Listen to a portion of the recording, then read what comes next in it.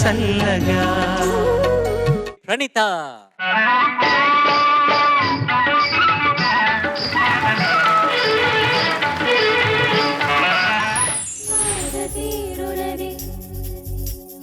శాంతి పోవునది బాధ తీరునది శాంతి పోవునది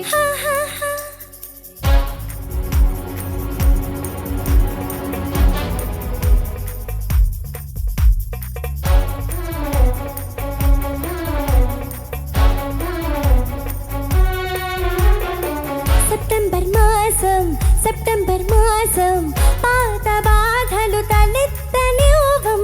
సెప్టెంబర్ మాసం పాత బాధలు తలెత్తనివ్వం. అక్టోబర్ మాసం కొత్త బాధలు తలెత్తుకున్నాం. ప్రేమ పుట్టిన నాడే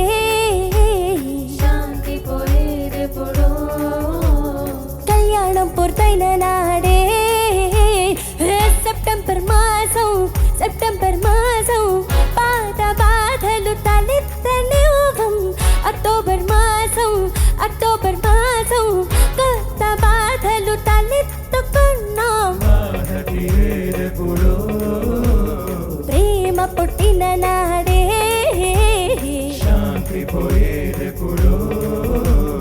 కళ్యాణం పూర్తయిన నాడే.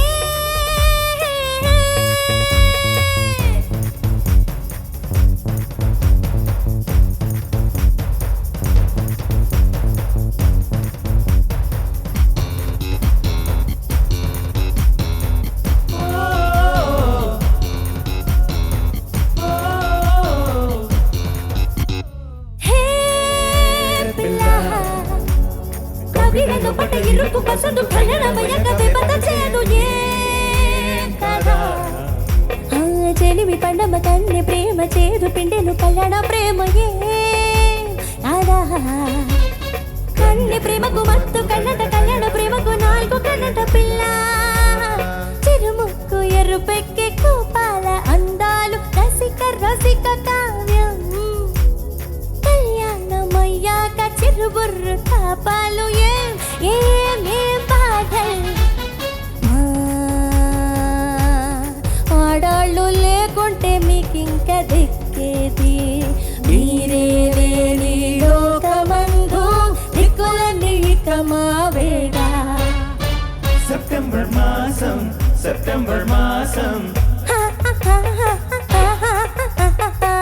అక్టోబర్ మాసం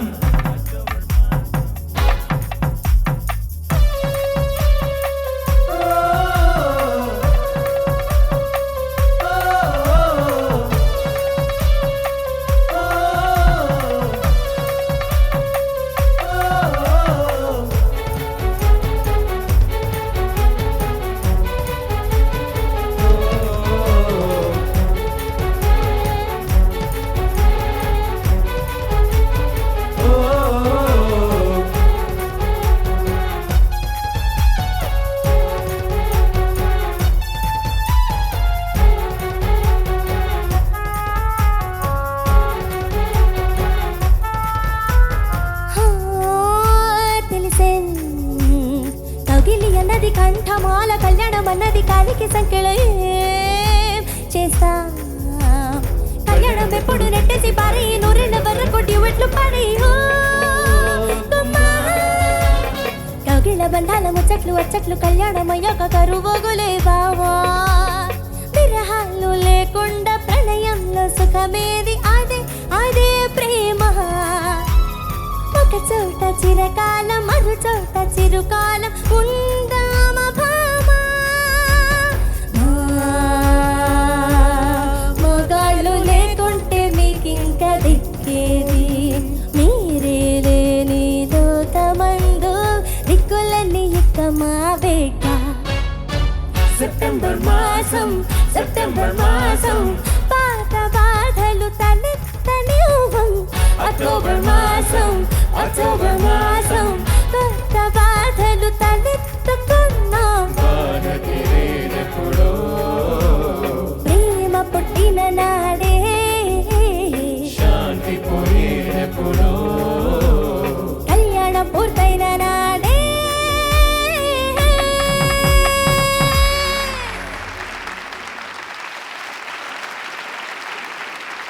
కిరణ్ గారు will start with you sir.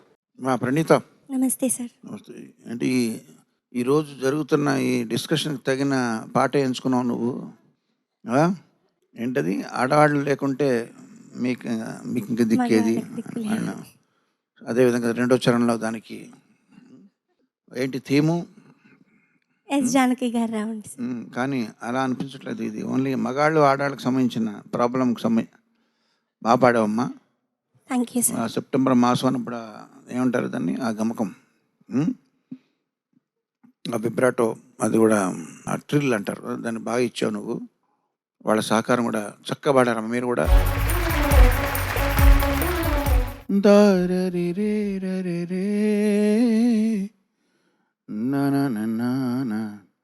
కొంచెం అరబిక్ స్టైల్, అరబిక్ సాంగ్స్ అన్నీ కూడా ఈ కీరవాణి స్కేల్లో ఉంటుంటాయి.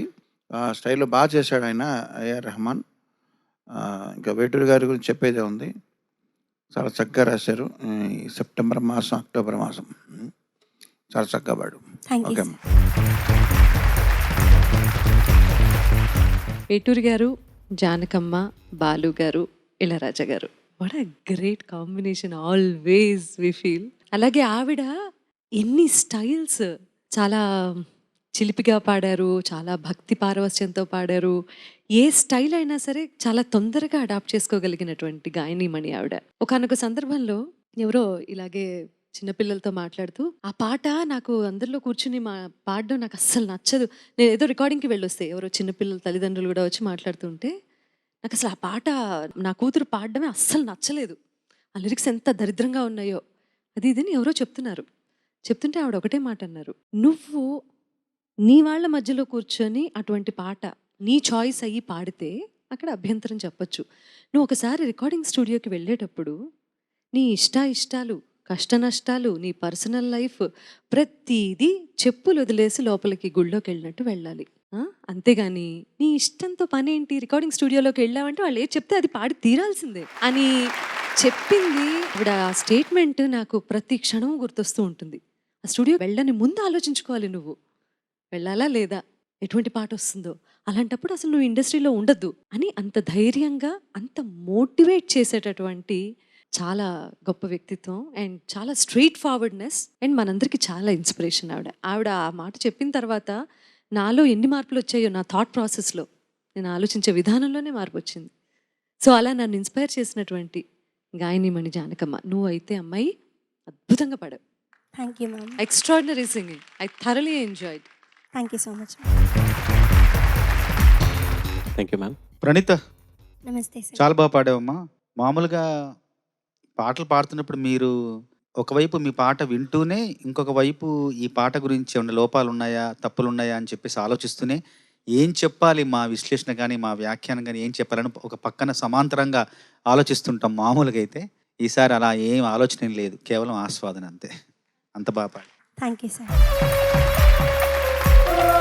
Thank you judges. తమిళంలో ఆశా భోంస్లే గారు పాడారు, అవును సార్. తెలుగులో మన జానకమ్మ గారు పాడిన పాట సూపర్గా పాడావు. Thank you sir. అదొక్కటే పట్టుకోమని కొంచెం వర్క్ చేయాలి. Well done. All the best. Thank you so much.